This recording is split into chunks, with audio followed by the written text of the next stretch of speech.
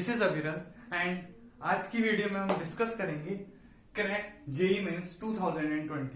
जैसा कि आप सबको पता है जेई मेंस की डेट आ गई है। अब अपन कुछ बच्चे तैयारी कर रहे होंगे, कुछ बच्चे तैयारी अब स्टार्ट करेंगे, कुछ कुछ होते हैं। ठीक है, तो अपना एक प्लान कैसा होना चाहिए, जो तैयारी कर रहे हैं उनका कैसा प्लान होना चाहिए, एक रोड मैप क्या होना चाहिए।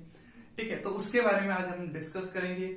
जेई मेंस की डेट अनाउंस हो चुकी है, अपनी प्रॉपर स्ट्रेटेजी क्या होनी चाहिए, प्रॉपर टाइम टेबल कैसा होना चाहिए, कुछ किस किस बातों का हमको ध्यान रखना है पेपर देते वक्त, उन सारी बातों का आज पूरे हर चीज को समराइज करते हुए आज हमने वीडियो बनाई है।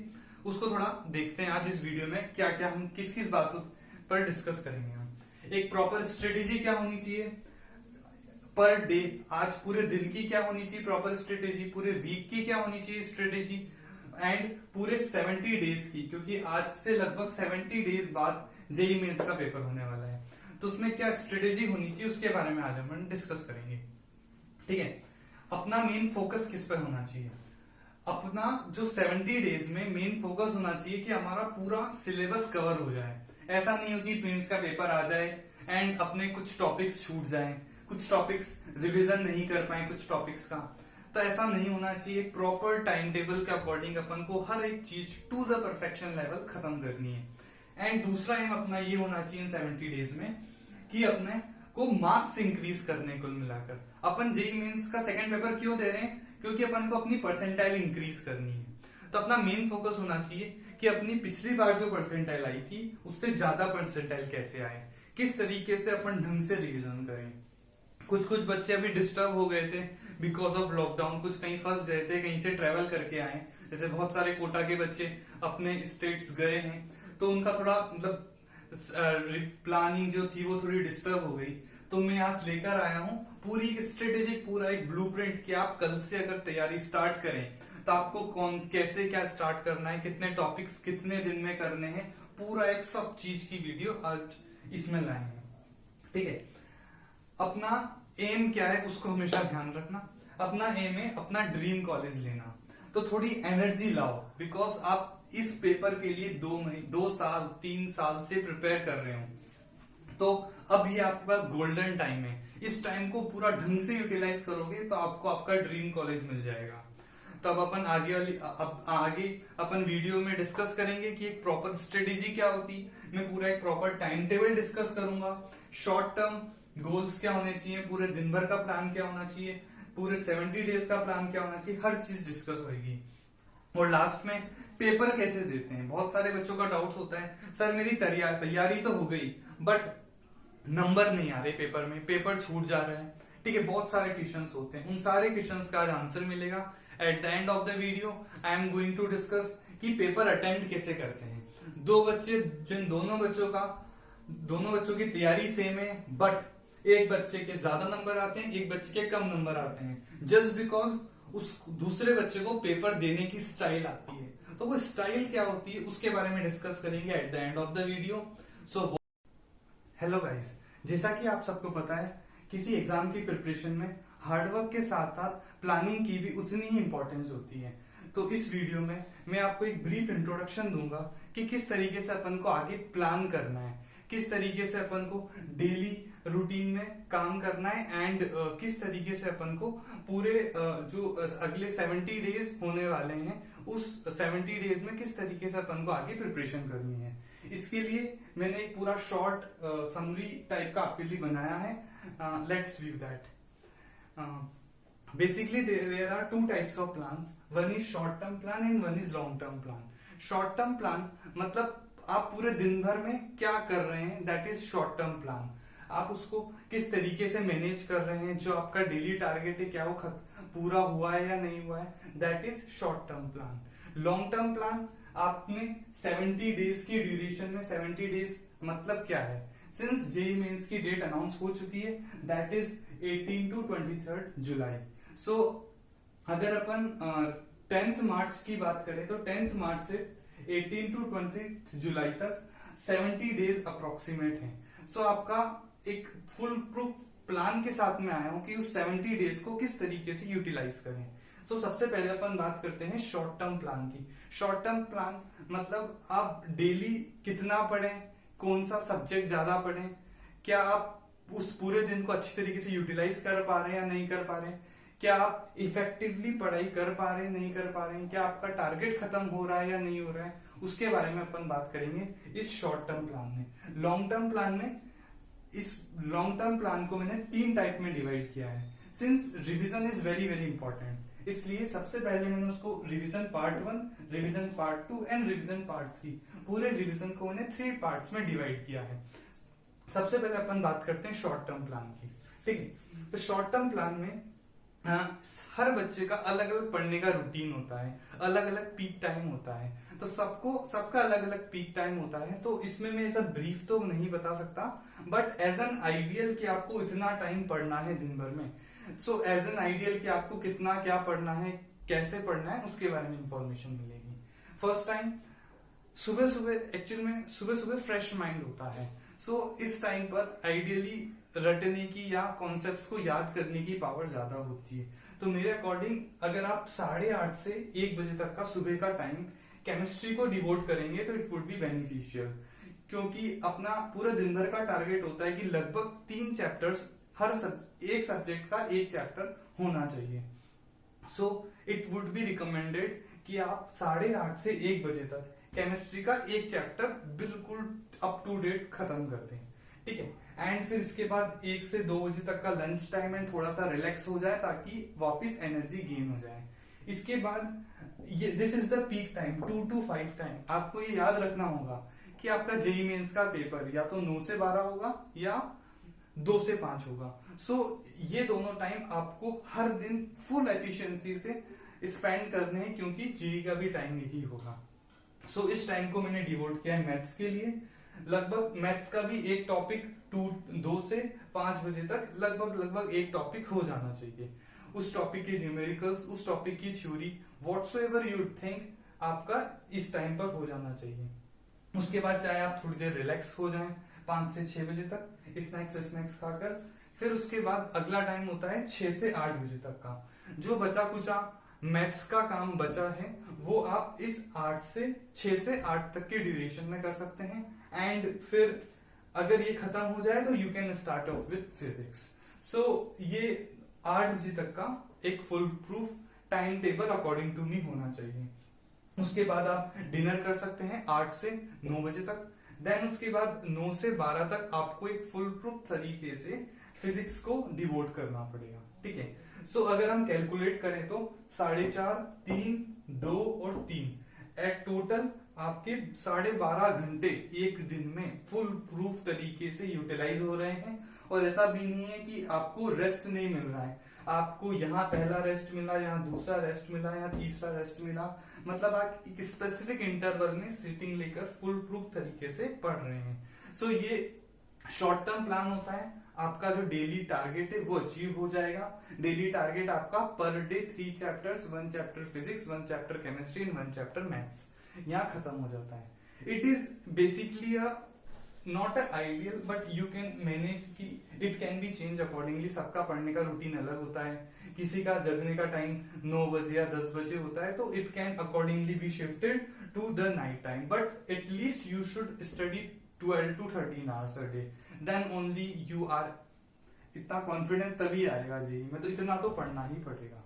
ठीक है, अब अपन बात करते हैं लॉन्ग टर्म प्लान की। लॉन्ग टर्म प्लान मतलब क्या होता है कि आपको कैसे इस तरीके से प्लान करना है कि आपका टाइमली रिवीजन हो जाए, सारा टाइमली सिलेबस कंप्लीट हो जाए, कोई चैप्टर छूट ना जाए, एक बार रिवीजन हो जाए तो अगला रिवीजन का स्लॉट वापस आ जाए। तो इस तरीके से I have come up with the full strategy कि आपको अगले 70 डेज कैसे स्पेंड करने हैं, किस तरीके से, किस दिन कौन सा चैप्टर पढ़ना है, कितना पढ़ना है। ठीक है, तो चलो आओ देखते हैं। Approximately 30 maths, 30 physics and 30 chemistry, total 90 chapters हैं, 30 फिजिक्स के, 30 केमिस्ट्री के एंड 30 मैथ्स के। ठीक है, and I have divided this plan in 3 revision, एक part 1 revision, part 2 revision and part 3 revision. इस रिवीजन में क्या करेंगे अपन, पहला जो रिवीजन का इंटरवल होगा that would be of 52 days. Since इस प्लान में मैंने आपको जैसे बताया है कि एक दिन में 3 चैप्टर्स करने हैं अप्रोक्सीमेटली। तो जैसे कि आपको पता है एक दिन में 3 चैप्टर्स करने हैं, तो एक फुल प्रूफ टाइम टेबल बनाया है, क्योंकि अगर आप कोई प्रिपरेशन कर रहे होते हैं तो आपको प्रिपरेशन में दोनों बातों का ध्यान रखना होता है।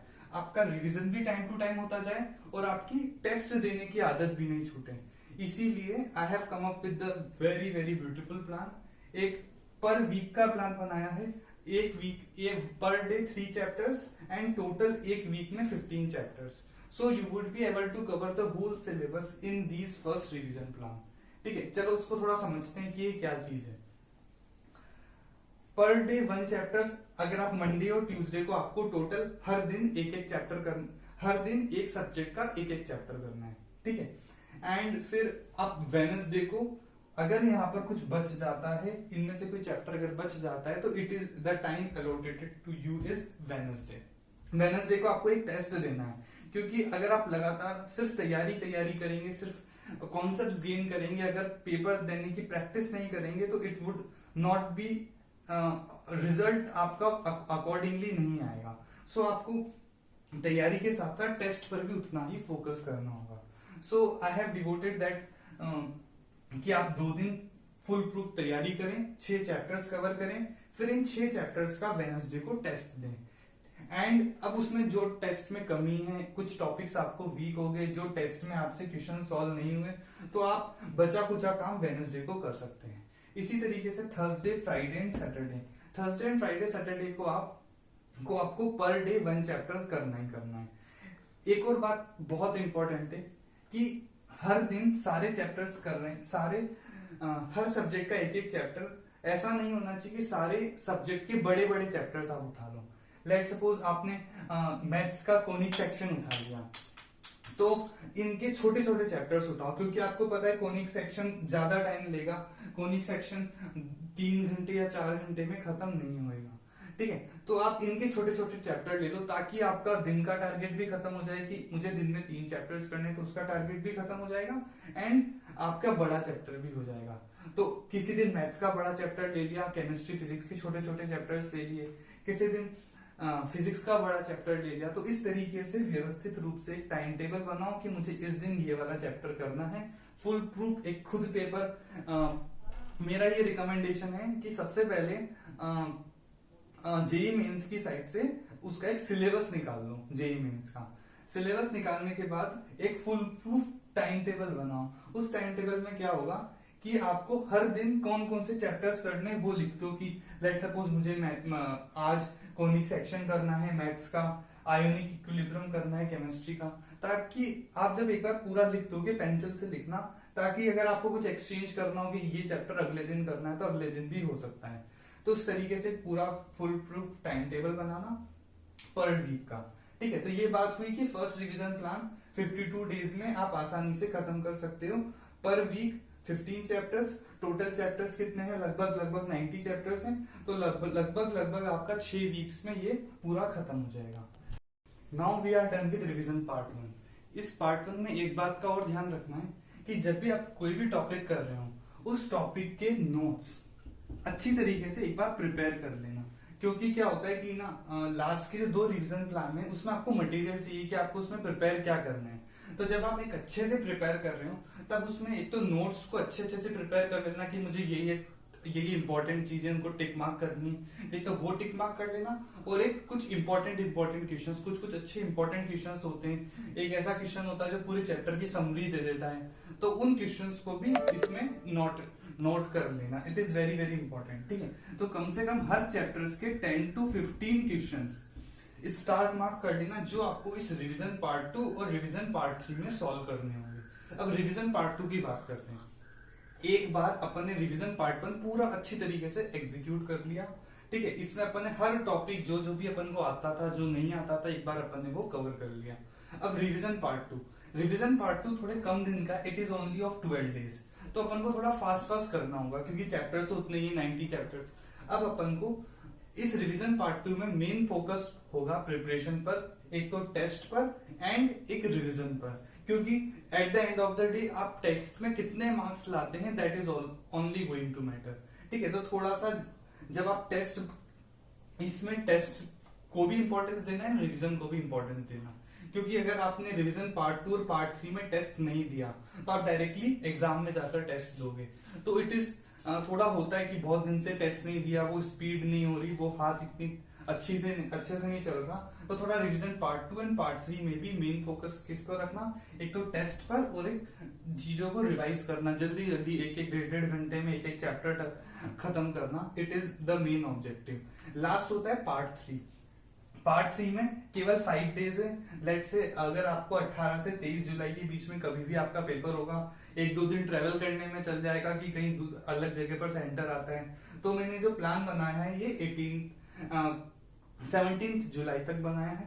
ठीक है, तो जो 5 दिन मिल रहे हैं, इस 5 दिन में मेन फोकस होना चाहिए पर डे एक एक सब्जेक्ट खत्म हो जाए, और लास्ट में जल्दी जल्दी से शॉर्ट नोट्स हो, जो फॉर्मुलेज हो, जो बिल्कुल चीजें टिप्स पर होनी चाहिए। तो ये 5 दिन जो होते हैं वो लास्ट में चीजों को बस एक एक बार पलट पलट के देखना होता है। तो इसमें अपनी ये चीज कब गेन होगी कि आप चीजों को पलट पलट के इतनी टिप्स पर चीजें कब होगी, जब आप रिवीजन पार्ट 1 और रिवीजन पार्ट 2 बहुत अच्छी तरीके से कर चुके होंगे, तब आपको रिवीजन पार्ट 2 में मजा आएगा, जल्दी जल्दी से चीजें रिवाइज होगी। उसके लिए आपकी मेहनत क्या होगी, रिवीजन पार्ट 1 और रिवीजन पार्ट 2 की मेहनत यहाँ पर काम आएगी। ठीक है, तो it is very very important कि आप पार्ट 1 और पार्ट 2 को बहुत अच्छी तरीके से करें। इसमें बहुत मैंने आराम से बनाया है, आराम से अगर आपका यहाँ एक आध चैप्टर छूट भी जाता है या आपको लगता है कि मेरे 2 दिन में 5 ही चैप्टर हुए हैं, तो मैंने फ्री स्लॉट्स भी रख रखे हैं, दैट इज एक वेडनेसडे का और एक संडे का। अगर आपका कोई टॉपिक छूट जाता है या कोई टॉपिक बड़ा है, आपको लगता है कि इसमें मुझे ज्यादा टाइम देना है, तो you can cover up with Wednesday, क्योंकि टेस्ट में मैक्स टू मैक्स 3 घंटे लगते हैं और 2 घंटे उसको एनालाइज करने के लिए। बचा हुआ जो पूरा दिन होता है उसमें आपका अगर कोई टॉपिक बचा हुआ है तो वो कवर कर लो, थ्योरी पार्ट है तो उसी को एक बार याद कर लो। तो ये जो 2 दिन है आपको इसी चीज के लिए डिवोट किए हुए हैं। तो ये फुल प्रूफ मैंने एक रिवीजन प्लान बनाया है, जिसमें पर डे का प्लान भी है, दैट इज कि आपको पूरे दिन भर क्या करना है, लगभग आपको 12 घंटे पर डे तो डिवोट करने ही करने हैं। एंड अब ये पर डे का और एक पूरे एज अ होल कि आपको कितना क्या करना है, रोज कितना काम करना है, रिवीजन पार्ट 1 में क्या करना है, इसमें 52 डेज है, पर वीक 15 चैप्टर्स है, तो 52 डेज में as a whole. Now I am going to give you 7 golden tips which will act as a rank booster to you. Chairs, बहुत सारे बच्चे होते हैं जो मतलब उनकी आदत नहीं होती टेबल चेयर पर पढ़ने की, वो बेड पर ही पढ़ना पसंद करते हैं, बट इट इज नॉट इतना अच्छा नहीं है, क्योंकि सबको पता है कि बेड पर थोड़ी देर बाद वो नींद आने लग जाती है। तो it is very very important कि आप जब भी पढ़ें, वो जो 12 घंटे की स्टडी बताई थी ना मैंने, वो इट इज वेरी इंपॉर्टेंट कि वो टेबल चेयर पे ही हो, उससे कंसंट्रेशन इंक्रीज होता है, इफेक्टिवनेस आती है। कभी कोई कहता है कि मुझे याद नहीं होता, इसका ये भी एक बहुत मेजर रीजन है कि आप कंसंट्रेट नहीं होते, और कंसंट्रेशन की को इंक्रीज करता है आपकी सिटिंग, कि आप टेबल चेयर पे फुल फोकस दो, तभी आप कंसंट्रेशन से पढ़ सकते हो एंड इफेक्टिवली लॉन्ग टर्म तक याद कर सकते हो। ठीक है, second point, quality is more important then quantity. कुछ 2 टाइप के बच्चे होते हैं, एक टाइप का अभी बताया था आपको 100 चैप्टर्स हैं, इसका मतलब ये नहीं है कि आप 20 से 30 चैप्टर्स कर लो इन डेप्थ बहुत अच्छे, आपका जेई निकल जाएगा, it is not the case. और ये भी केस नहीं है कि आप हर चैप्टर को एवरेज कर दो कि मैंने पूरा सिलेबस भाई कर लिया बट इन डेप्थ नहीं किया, ऊपर से हर टॉपिक कर लिया, तो उससे भी मार्क्स इंक्रीज नहीं होने वाले। तो दोनों ही चीजें बहुत इंपॉर्टेंट है, quality as well as quantity. आपने 80 चैप्टर्स करे, आपने 70 या 80 चैप्टर्स अप्रोक्सीमेट इतने तो मस्ट है, तो आपको डेप्थ में नॉलेज होनी चाहिए। ऐसा नहीं होना चाहिए इस चैप्टर का कोई आसान क्वेश्चन आ जाए तो वो मेरे से नहीं हो, मतलब क्वांटिटी भी होनी चाहिए। अगर आपने 20 to 30 चैप्टर्स ही करें तो जेई में इतने चैप्टर से आपका अच्छा नंबर नहीं आ सकते। तो दोनों चीजें इंपॉर्टेंट है, quantity as well as quality. ठीक है, third point, never underestimate NCERT. बहुत सारे बच्चे क्या करते हैं कि भैया इनऑर्गेनिक केमिस्ट्री पढ़नी है, नोट्स पढ़ लिए, एडवांस के नोट्स पढ़ लिए, everything they have studied, but जो बेसिक है कि कैनिजारो होता है या बेसिक रिएक्शंस जो होती है, जो बिल्कुल एनसीईआरटी में टू द पॉइंट लिखी हुई है इतना श्योर है कि एनसीईआरटी में जो केमिस्ट्री होती है वो 80 to 90% जो केमिस्ट्री होती है वो एनसीईआरटी से ही होती है। अगर आपने केमिस्ट्री में, सिर्फ केमिस्ट्री की बात कर रहा हूँ, केमिस्ट्री में एनसीईआरटी बिल्कुल रट ली तो आप इस 70 to 80% अपने ग्रैब कर सकते हो अपने मार्क्स, ठीक है। तो इसको एनसीईआरटी का अंडर एस्टिमेट ना करें कि इनऑर्गेनिक केमिस्ट्री या फिजिकल केमिस्ट्री में एनसीईआरटी नहीं पढ़ी या उसकी एग्जाम्पल क्वेश्चन सॉल्व नहीं किए, that are must as it is वहीं से उठ के केमिस्ट्री की बुक से उठ के एनसीईआरटी की पेपर में आ जाता है, तो इसको नहीं छोड़ें, ठीक है। Fourth, take proper sleep. कुछ की आदत क्या होती है कि चलो आज 2-3 घंटे सो गए, फिर संडे को 1-2 दिन लगातार 2-3 घंटे सोए दिन में, और फिर एक दिन 7-8 या 10-12 घंटे सो गए। तो ये नहीं होना चाहिए। प्रॉपर फिक्स टाइम टेबल होना चाहिए कि रोज मुझे प्रॉपर स्लीप लेनी है 6 से 7 घंटे की डेली, और ऐसा नहीं है कि दिन में नहीं सोना है। ये बहुत बुरी बात होती है कि कुछ बंदे क्या करते हैं कि अभी तो 5-6 घंटे सो जाएंगे रात को और दिन में 1-2 घंटे की स्नैप ले लेते हैं। It is not the good case. आपको एक ही बार में 6 to 7 आवर्स की स्लीपिंग बहुत इंपॉर्टेंट है। उससे माइंड भी रिलैक्स रहता है और अनकॉन्शियस माइंड में भी मतलब अच्छा रहता है माइंड के लिए, और कंसंट्रेशन भी अच्छा होता है, मेमोरी भी शार्प होती है। तो एक ही बार सोए प्रॉपर 6 to 7 आवर्स की sleep, it is very very important. अगला पॉइंट होता है always study in exam like environment and take every test as JEE Main paper. ये बहुत इंपॉर्टेंट बात है, ध्यान से सुनना। इससे पहले मैंने बताया था कि आपको हर वीक 1 से 2 टेस्ट देने हैं। अब वो टेस्ट कैसे देने हैं उसके बारे में थोड़ा भी डिस्कस करेंगे आगे, ठीक है। ये आगे मैं पूरी स्ट्रेटेजी बताऊंगा कि किसी पेपर को कैसे अटेम्प्ट करते हैं, बट मैं थोड़ी सीरियसनेस के बारे में बात करना चाहता हूँ इस पॉइंट में कि हर टेस्ट में वो सीरियसनेस होनी चाहिए कि ये जो टेस्ट है वो मेरा जेईई मेंस का ही पेपर है। जितना भी मुझे आता है मैं वो पेपर 100% अपनी इफेक्टिवनेस के साथ अटेम्प्ट करूंगा। उसमें ऐसा नहीं होता कि पूरा शिद्दत से आप हर क्वेश्चन को आता हो तभी टिक लगाओ। ऑब्जेक्टिव अप्रोच के साथ भी क्वेश्चंस को सॉल्व करो। अगर 2 ऑप्शन आते हैं कि ये दोनों तो पक्का नहीं होंगे तो उसमें थोड़ा तुक्का लगाने की कोशिश भी करो। मल्टीपल चॉइस क्वेश्चंस होते हैं तो थोड़ा बहुत वो जो चीज होती है ना डेवलप होती है स्ट्रेटेजी कि आपको पेपर को टाइमली फिनिश करना है, तो ये आदत एकदम से नहीं पड़ती है, टाइम टू टाइम इंक्रीज होती है। तो पेपर को पूरा करने की आदत, मार्क्स को टाइमली इंक्रीज होने की आदत, ये सब कब होती है जब आप हर एक टेस्ट को एक जेईई मेंस का पेपर की तरह लेते हो कि बिल्कुल सीरियसनेस के साथ कि मुझे हर काम बहुत ढंग से करना है, ठीक है। और जब आप कोई टॉपिक पढ़ रहे हो तो ऐसा पढ़ो कि इसको वापस पढ़ने की जरूरत नहीं हो। मतलब जैसे लेट से मैं कोई रिएक्शन पढ़ रहा हूँ तो ऐसा होना चाहिए कि ये बस आखिरी टाइम में रिएक्शन पढ़ रहा हूँ, बिल्कुल दिमाग में ढंग से याद हो जानी चाहिए ये चीज। तो ऐसा पढ़ो कि ये चीज मैं लास्ट टाइम पढ़ रहा हूँ उसके बाद डायरेक्टली पेपर में आने वाली है। तो हर चीज को बिल्कुल ढंग से पढ़ो और एग्जाम लाइक एनवायरमेंट में पढ़ो, दैट इज वेरी इंपॉर्टेंट। अगली चीज होती है प्रॉपर डाइट। बहुत सारे बच्चे क्या करते हैं, मतलब एक्सक्यूजेस होता है इनका कि हुआ क्या कि जेईई मेंस के पेपर के 1-2 दिन पहले तबीयत खराब हो गई इसलिए मेरा पेपर अच्छा नहीं हुआ। तो it is not an excuse, क्योंकि आपको सीरियस होना पड़ेगा। It is very very big. 10 lakh लोग इस बच्चे को इस पेपर को देते हैं। It is not a small paper, इसलिए आपको हेल्थ कॉन्शियस रहना पड़ेगा। आपको एक प्रॉपर डाइट लेनी पड़ेगी, एक प्रॉपर रूटीन बनाना होगा कि मुझे कुछ एक्स्ट्रा चीजें खानी नहीं है, बिल्कुल प्रॉपर डाइट लेनी है। क्योंकि no one will be responsible अगर आप पेपर के 1-2 दिन पहले या 1 घंटे बीमार पड़ जाते हैं या वॉमिटिंग आ जाती है। It is your responsibility. तो एक प्रॉपर डाइट लो, कुछ ऐसा वैसा मत खाओ जिसकी वजह से आपके 4-5 दिन बिगड़ जाए। तो इट इज वेरी इंपॉर्टेंट कि आप प्रॉपर डाइट लो, क्योंकि ये वाला एक भी दिन बहुत ज्यादा इंपॉर्टेंट है। अगर आपकी प्रिपरेशन में एक दिन भी वेस्ट हो जाता है तो आपको बहुत ज्यादा कॉस्ट करता है वो। तो इसका बहुत ज्यादा ध्यान रखें, क्योंकि ये आपकी प्रिपरेशन को बहुत ज्यादा अफेक्ट करता है अगर आप बीमार पड़ जाते हैं इस ड्यूरेशन में, ठीक है। And last point, always stay motivated. होता क्या है कि जो मैंने अभी इतना बड़ा प्लान बताया वो बंदे क्या करते हैं 1-2 दिन तक तो फॉलो करते हैं, 1 हफ्ते फॉलो किया उसके बाद उनका मोटिवेशन लेवल कम हो जाता है। तो ऐसा नहीं होना चाहिए। ऑलवेज अपना गोल फिक्स होना चाहिए और जो भी अपन अचीव करना चाहते हैं उसको कंटिन्यूस होना चाहिए कि लेट से आज 1 हफ्ते तक मैंने ये अचीव कर लिया तो अगले हफ्ते उससे ज्यादा कुछ अचीव करना है। तो इस पे मेन फोकस होना चाहिए कि हमेशा मोटिवेटेड रहना चाहिए, हमेशा गोल देखना चाहिए।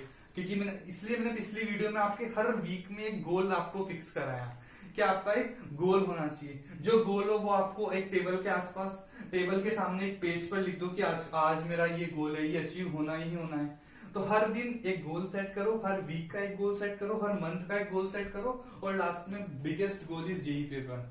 तो हमेशा गोल पे फिक्स आंख, मतलब it is helpful for your motivation. तो रोज एक गोल फिक्स करो, रोज अच्छे अच्छे मोटिवेशनल क्योट्स पढ़ो, क्योंकि वो बहुत ज्यादा इंपॉर्टेंट होते हैं। चलो अब इसके बारे में, ये सब तो बहुत चीजें हों। अब एक चीज और बहुत ज्यादा इंपॉर्टेंट है, वो भी ध्यान रखना। लोगों को क्या एक्सक्यूज होता है, मतलब तुमने भी जेई का पेपर दिया होगा जनवरी अटेम्प्ट में, बहुत सारा ये एक्सक्यूजेस होता है कि मैं जिस सीट पर बैठा था वहां पंखा नहीं था।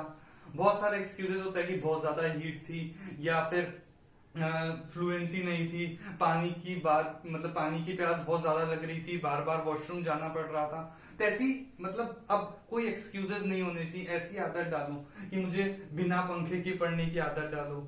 जैसे कि एक बार सिटिंग, ये जो टेस्ट दे रहे हो ना आप हर वीक में, ऐसी टेंडेंसी बनाओ कि हर वीक में मुझे एक ही सिटिंग में काम पूरा टेस्ट देना। ऐसा नहीं हो कि वॉशरूम अपन 2 घंटे के बाद जा रहे हैं। तो एक सिटिंग में काम को करने की टेंडेंसी होनी चाहिए, क्योंकि बाद में क्या होता है, ये छोटी मोटी चीजें ना आपको बहुत ज्यादा परेशान करती है। कुछ बच्चे क्या करते हैं, एसी में पढ़ने की कोशिश करते हैं। तो वहां पर जब जेई का पेपर दोगे तब वहां पर एसी थोड़ी होगा, फिर आपको वो चीज होगा कि एनवायरनमेंट इतना फ्रेंडली नहीं है, इसलिए पेपर अच्छा नहीं हुआ। तो ऐसे छोटे मोटे एक्सक्यूजेस क्रिएट ही मत होने दो।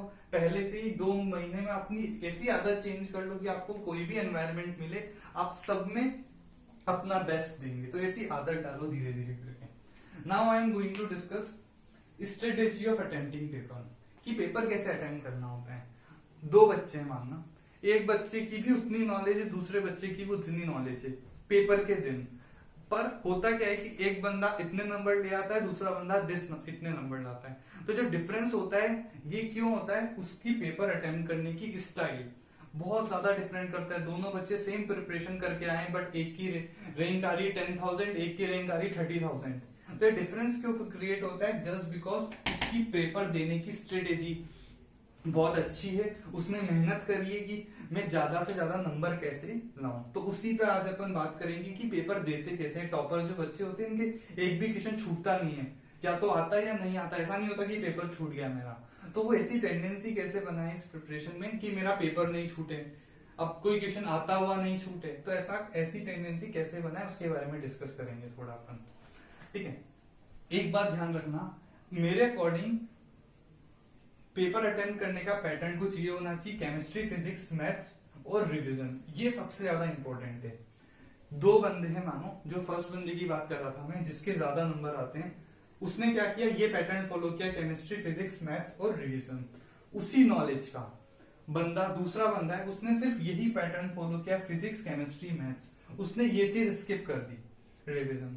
This is very very important कि आप पेपर में रिवीजन कर रहे हैं या नहीं कर रहे हैं। चाहे कितना भी बड़ा पेपर है, चाहे कितना भी छोटा पेपर है, चाहे कितना भी इजी पेपर है, it is very very important कि आप रिवीजन कर रहे होते हो। ठीक है, तो अब रिवीजन कैसे करना है, ये इसकी प्रिपरेशन कैसे करनी कि अपन को रोज हर पेपर में 3 घंटे का पेपर होता है, तो कैसे अपन को 30 मिनट्स मिले रिवीजन करने के, उस पर थोड़ा अपन डिस्कस करेंगे। ठीक है, ये जो पैटर्न है ना, केमिस्ट्री फिर फिजिक्स फिर मैथ्स, ठीक है, सबका ये पैटर्न नहीं होता। किसी किसी की केमिस्ट्री वीक होती है, तो जिसकी केमिस्ट्री वीक होती है ना, लेट्स से मैंने लिखा है priority order of attempting is decided by you as per your convenience. कुछ बच्चे होते हैं जिनकी केमिस्ट्री वीक होती है, तो उनको मैं ये रिकमेंडेड नहीं करता कि उसको केमिस्ट्री सबसे पहले करनी चाहिए। ठीक है, उसको फिजिक्स कर लो या मैथ्स कर लो। बट जिसकी भी केमिस्ट्री एवरेज या एवरेज से अबोव है, फर्स्ट अटेम्प्ट उसको केमिस्ट्री करना चाहिए। क्योंकि होता है केमिस्ट्री में कुछ सॉल्व नहीं करना होता। अगर आता है मैक्स ऑफ द क्वेश्चंस, अगर 30 क्वेश्चन आएंगे तो 15 क्वेश्चंस मिनिमम जो ऑर्गेनिक केमिस्ट्री या इनऑर्गेनिक केमिस्ट्री के होंगे, उसमें आपको सॉल्व नहीं करना पड़ेगा। आता है या नहीं आता है, दैट इज या तो टिक होगा या नहीं आता है, या फिर इन दोनों में से आंसर होगा, बस यही हो सकता है। तो ये टाइम कंज्यूमिंग नहीं होते, क्योंकि होता है कि फिजिक्स और मैथ्स में क्वेश्चन को देख के इतना मैं गेस नहीं कर सकता कि मुझसे सॉल्व हो सकता है या नहीं, मुझे सॉल्व करके देखना पड़ेगा। बट केमिस्ट्री में मुझे ये बेनिफिट होता है, मुझे एट अ ग्लांस पता चल जाता है कि मुझे क्वेश्चन आता है या नहीं आता है। तो मेरी तो ये रिकमेंडेशन है कि सबसे पहले केमिस्ट्री करो, उसके बाद कुछ कुछ बच्चों की फिजिक्स स्ट्रांग होती है, कुछ कुछ बच्चों की मैथ्स स्ट्रांग होती है, तो उसके अकॉर्डिंग इस चीज को स्वैप कर सकते हो तुम। कोई कोई बच्चा फिजिक्स पहले कर सकता है, कोई बच्चा मैथ्स पहले कर सकता है, बट मेरी रिकमेंडेशन ये है कि पहले केमिस्ट्री करो, फिर फिजिक्स करो, फिर मैथ्स करो। अब जब तुम रोज टेस्ट दे रहे हो ना, तो ये थोड़ा टाइमिंग का भी ध्यान रखो, क्योंकि दूसरा बच्चे ने क्या गलती करी थी, उसने भी पैटर्न तो यही फॉलो किया था, बट उसने रिवीजन का छोड़ दिया था रिवीजन। तो ऐसा कुछ मैनेज करो कि जब भी आप पेपर करने लगो तो सबसे पहले आपका मेन पोर्शन क्या होना चाहिए, केमिस्ट्री 40 मिनट में खत्म हो जानी चाहिए, उसके बाद फिजिक्स 50 मिनट में एंड मैथ्स 60 मिनट में। ये दोनों एक्सचेंज हो सकते हैं, कोई फिजिक्स को 60 मिनट दे सकता है, कोई मैथ्स को 50 मिनट दे सकता है, बट दैट इज इंपॉर्टेंट कि आप केमिस्ट्री 40 मिनट में ही करो, क्योंकि ये केमिस्ट्री आपका टाइम सेवर होता है, क्योंकि यही तो 20 मिनट्स आपको यहाँ मिल रहे हैं। तो यही 20 मिनट्स इसलिए क्योंकि ऐसा नहीं होना चाहिए क्वेश्चन नहीं आता तो उस पर लगे पड़े हो, उसको छोड़ो, ये छोड़ने की आदत ही होती है, क्योंकि किसी बच्चे के 180 नंबर आते हैं, किसी बच्चे के 190 नंबर आते हैं। ये आपको लग रहा होगा कि 10 नंबर का डिफरेंस है, बट वहां जाके ये जो 10 नंबर है ये 10,000 रैंक का डिफरेंस क्रिएट कर देते हैं। तो इस बच्चे ने क्या किया, इस बच्चे ने इसको जो क्वेश्चन नहीं आता था उसी पे अटका हुआ, उसको लगा कि सॉल्व होगा, और हाँ वो क्वेश्चन सॉल्व हो गया, बट उस क्वेश्चन को सॉल्व होने में इसको लगे 10 मिनट, ठीक है। एंड इस बंदे को भी वो क्वेश्चन आता था, बट उसको लगा कि ये लेंथी क्वेश्चन है, इसकी बजाय उसने क्या किया, उस क्वेश्चन को पहले अटेम्प्ट में छोड़ दिया, जबकि उसको जो यहाँ 10 मिनट मिले, उसने उस 10 मिनट में ज्यादा क्वेश्चन सॉल्व कर दिए। लेट्स सपोज उसने 3 इनऑर्गेनिक के क्वेश्चन सॉल्व कर दिए, ठीक है, मानो उसका एक क्वेश्चन गलत हो गया, बट उसने 3 इनऑर्गेनिक के क्वेश्चन सॉल्व कर दिए। तो इसने वही मैथ्स का क्वेश्चन में ज्यादा टाइम लगाया, इसने उस क्वेश्चन को छोड़ के जो जल्दी जल्दी क्वेश्चन हो रहे थे वो कर लिए।